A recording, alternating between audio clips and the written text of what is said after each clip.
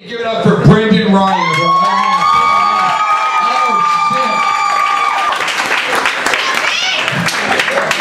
What's up, everybody? How's everybody doing tonight? Alright, so have you guys seen these insane commercials for Old Spice? What the hell is going on with Old Spice? And how are they still around? I used to associate that stuff with my grandfather. The name in the advertising went hand in hand with the people buying it.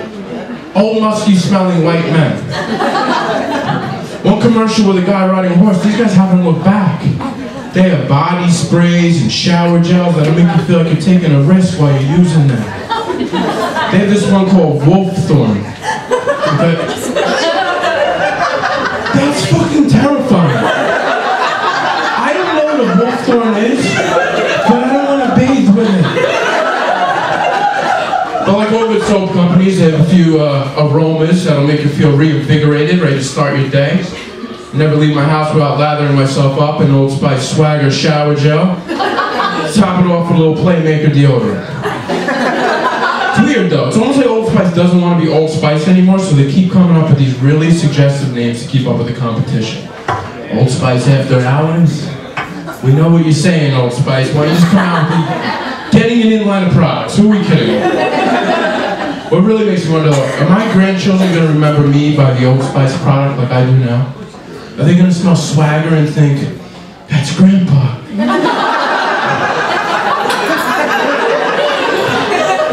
A lot of toys that I grew up with wouldn't really fly in today's playground scene. Skip It was one of them. Okay, you guys remember Skip It? Skip It looked like an old school prison ball and chain. But it was purple. The tie went onto your ankle, and you could skip it. Then they blew our little minds. They came out with the deluxe version that had a counter on it. Told you how many times you skipped. This is a big deal in the mid-90s. Today, not so impressive. Yeah, you couldn't roll up to the playground today saying, hey man, just skipped it 18 times. Oh, you skipped it 18 times. That's got 1.8 billion in Temple Run. Just good job skipping. Toys used to be simple, but simplicity doesn't sell anymore. And now everybody's playing games on their cell phones, right? Angry Birds. When I was growing up, you didn't play Angry Birds on the cell phone. You played that shit with a BB gun. Same thing with Twister. Twister was a fun little game.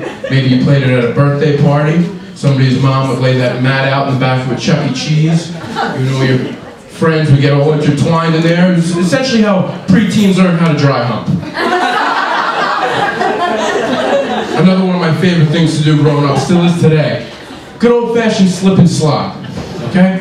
Slip and slide was amazing, and you didn't have to plug anything in, nothing had to be downloaded. You just lay that mat out there, and it was hours of slippery fun. Until you realized how bad you tore up the front lawn. It looked like a monster truck rally was going on in the neighborhood that day. But it was a great game. And it was so simple. But if that were brand new, introduced today, kids would have no idea what to do with it. I don't understand. What do? You slip and you fucking slide. The name of the directions are both printed on the outside of the And by the way, don't try to slip and slide now that you're an adult, because one or two things are going to happen.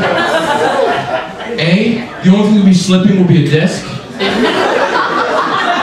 Or B, you're going to slip so far off of that goddamn runway, the only thing that's going to stop you is the neighbor's ficus plant or a fresh patch of pavement. Any football fans here? I know we're baseball season now, but big fan of football. I come from a family that enjoys watching the New York Jets, which is like enjoying a root canal. Sundays are nice though. We usually go to my parents' house. Everybody's in a good mood. The game hasn't started yet. It's sort of like the first day of school. You know, you failed a few big tests, but today, anything can happen. Clean slate. Fast forward 4 quarters later, Jets are down by 30, about a minute and a half left to go in the game. So my mother will walk in. Say something like, well, they still have a chance. Chance of what, Mom? They have a chance of winning this game like I have a chance of growing my hair back. Not gonna happen. And I know she's just being positive, and I should applaud that. But her friggin' cheery disposition takes me to another level of anger that I can't even explain. I'm watching the game. I'm picturing the hardest hit in football being me tackling my mother. Not a mean bone in her body, but I want to break every one of them. And you know what really bothers me, as if that's not enough? She's not even a fan of sports. She's a fan of sportsmanship. She actually enjoys watching two opposing teams high-five and hug at the end of the game. Here I am hoping Tom Brady trips over a cable wire, tears his ACL on the way back to the locker room. This woman's clapping her husband. We just won the goddamn Super Bowl. It's disgusting. So I thought of a little way, maybe get my mom a little more involved with the team. How about the Jets? Jets hire my mom. She's a motivational speaker. End of every quarter, she skips on into the locker room, gets everybody together, says something ridiculous like, as long as everybody's having fun, everybody wins! Hopefully something snaps in these guys like it does with me, and they win a few games next year. So, I've been going to this local deli pretty much every day for the last month and a half, because healthy living, right? It's one of these, they call it gourmet deli. It's got like a big board behind the counter with a list of like 150 different sandwiches. And every sandwich has its own little individual name. And normally that wouldn't bother me, but I go there this one day, I go there last week, and I was really hungry, really irritated, which sort of goes hand in hand with me. And I find the perfect sandwiches. Freshly baked roast beef, Monterey Jack cheese, sauteed onions, piled high on focaccia bread. But I couldn't order it, because the name of this sandwich was called the Little Buckaroo. Am I ordering a sandwich or a Boy Scout? And I get weird talking to strangers, which sounds fucking crazy, because that's what I'm doing now, by choice.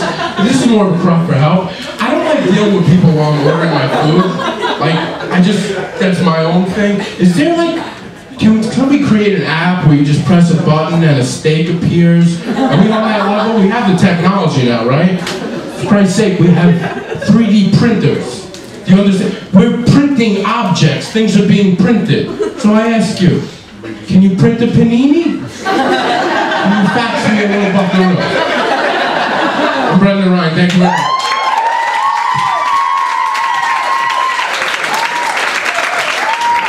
Brendan Ryan, let's hear it, yes. Thanks for that, man. Yes,